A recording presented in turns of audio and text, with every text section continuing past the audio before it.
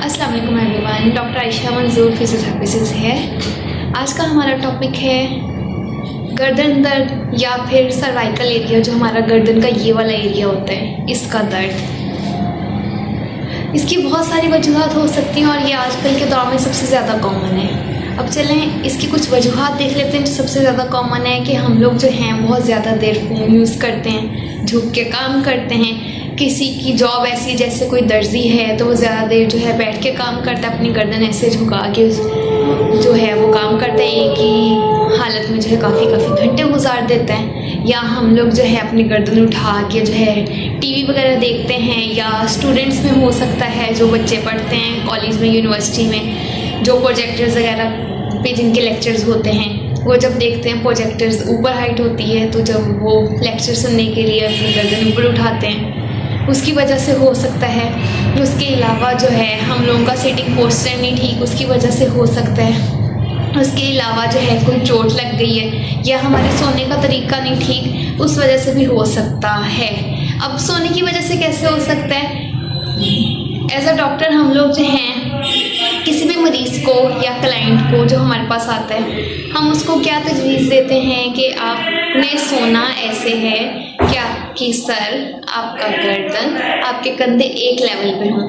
अब ये एक लेवल पे होंगे तो क्या होगा, स्ट्रेस वगैरह नहीं पड़ेगा। उसके अलावा किसी भी स्ट्रेस की वजह से हो सकता है, हमें कोई चोट लग गई है उस वजह से हो सकता है, या फिर हमने गर्दन काफ़ी देर के लिए, काफ़ी घंटों के लिए एक ही जगह पे बैठ के एक ही पोजीशन में रह के जो हम पढ़ रहे हैं या कोई भी काम कर रहे हैं, या हमारी जॉब ऐसी है। ये कुछ वजूहात हैं। उसके अलावा ये आजकल हर दूसरे बंदे में पाया जाता है, इतनी कोई वो परेशानी वाली बात नहीं है। फिजियोथेरेपी से और वर्जिश से जो है इसका इलाज किया जा सकता है। अब एज अ फिजियोथेरेपिस्ट और फिजियोथेरेपी का इसमें क्या रोल है? देखा जाए तो ये मसला फिजियोथेरेपिस्ट या फिजियोथेरेपी की डोमेन में आता है, जिसको हम कुछ मशीनें लगा के और कुछ वर्जिशें करके जो है वो बिल्कुल ठीक कर सकते हैं।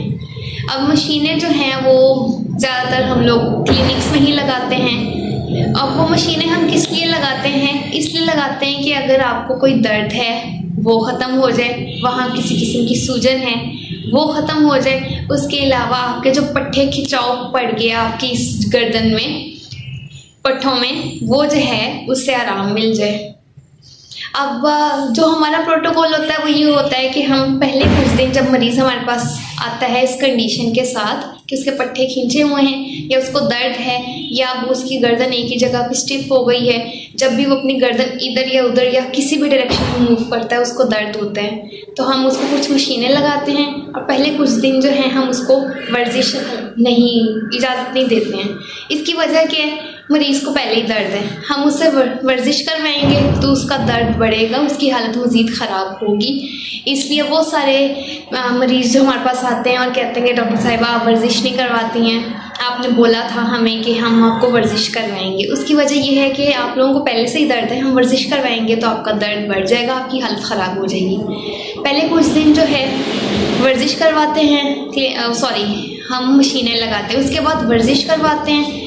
हम क्लिनिक में भी वर्जिश करवाते हैं और मरीज़ को जो है घर के लिए भी वर्जिश देते हैं। अब सबसे ज़्यादा कॉमन वर्जिश जो हम मरीज़ को घर के लिए देते हैं उसको कहते हैं स्ट्रेचिंग। अब इसके अलावा भी बाकी सब लोग जो हैं उनको भी मैं रिकमेंड करूँगी आप घर में भी जो है स्ट्रेचिंग खुद कर सकते हैं। कैसे करना है? आपने सुबह उठ के अपनी गर्दन जो है ये 1 2 3 4 5 6 7 8 9 10 छोड़ देना है। इसी तरह आपने 5-6 दफ़ा करना है। इसी तरह दूसरी तरफ करके ये 1 2 3 4 5 6 7 8 9 10 ये छोड़ देना है। फिर इसी तरह जो है ये आगे को, मतलब हाथ रखना है, आगे को जोर लगाना है, 1 2 3 4 5 6 7 8 9 10। इसी तरह जो है पीछे रख के जो है, इसमें आप किसी की मदद ले सकते हैं, ये वाली में और इस वाली में। इसमें भी पीछे हाथ रख के आपने पीछे को जोर लगाना है, सिर्फ आपका गर्दन हिलनी चाहिए, ठीक है।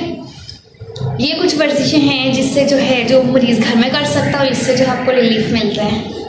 बाकी प्रॉपर इलाज जो है, क्योंकि मरीज़ को दर्द भी होता है तो वो मशीनों में हो सकता है। बाकी अगर किसी को कोई भी इन्फॉर्मेशन चाहिए इस टॉपिक से रिलेटेड या फिजियो के किसी भी टॉपिक से रिलेटेड, तो कमेंट में मुझसे पूछ सकते हैं। अगली वीडियो के साथ जल्दी मिलते हैं।